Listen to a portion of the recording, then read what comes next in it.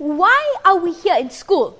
Sometimes I wonder, why do we have to endure endless lessons, piles of homework, strict rules, and assemblies that last almost forever, when I could rather go to the arcade, carefree, no pressure, and hang out with my friends?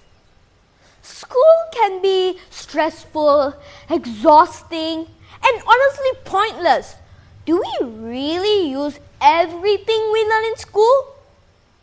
That's how my mind used to think, until I read this book that completely changed my view on education forever.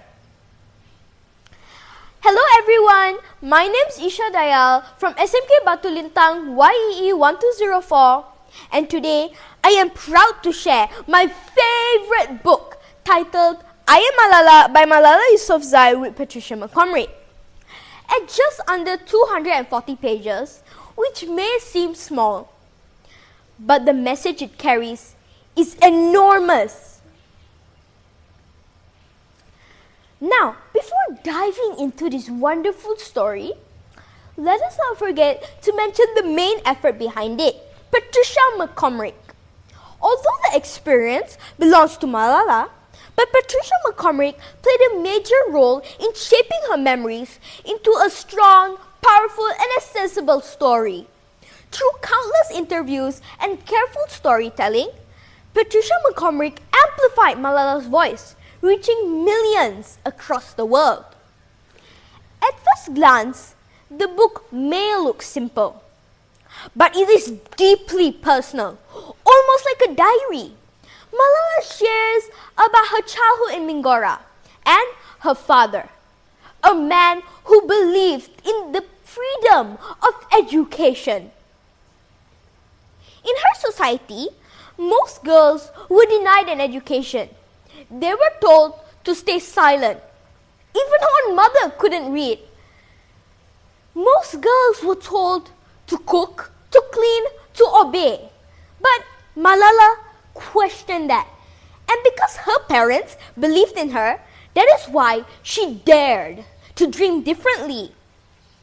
One moment from the book that deeply stayed with me was when Malala described seeing children working in rubbish dumps. Children our age. They weren't going to school. They weren't holding books.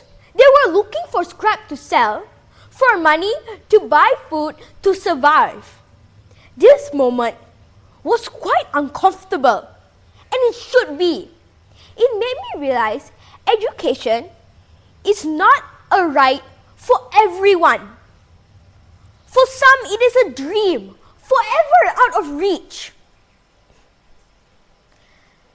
As the story continues, fear enters her world. Terrorists take over her hometown, and buildings are destroyed.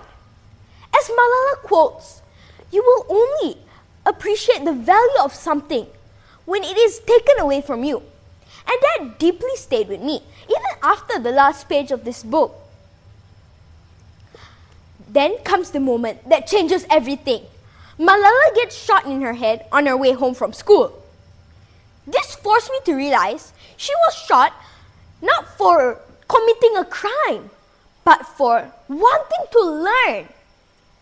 This helped me realize that her fight was not symbolic. It was real and it was dangerous. After surviving the attack, she became a global symbol of courage. What I admire most about Malala is her fearlessness.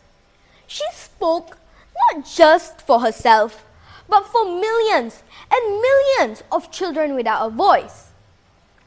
On days when I feel tired or unmotivated, I think about I Am Malala, on how Malala almost lost her life for something I sometimes complain about. Sitting in a classroom, learning freely, now means so much more to me now. It's no longer a burden, it's a privilege that I appreciate now. In the end, I Am Malala is more than just an autobiography. It is a reminder not to waste our opportunities we have every day, and that education still has the power to change the world. One of my favorite quotes from I Am Malala is, "One child, one teacher, one book, and one pen can change the world." This reminds us change does not begin with power or a weapon. It begins with education. Indeed, the pen is mightier than the sword. This is why I highly recommend I Am Malala.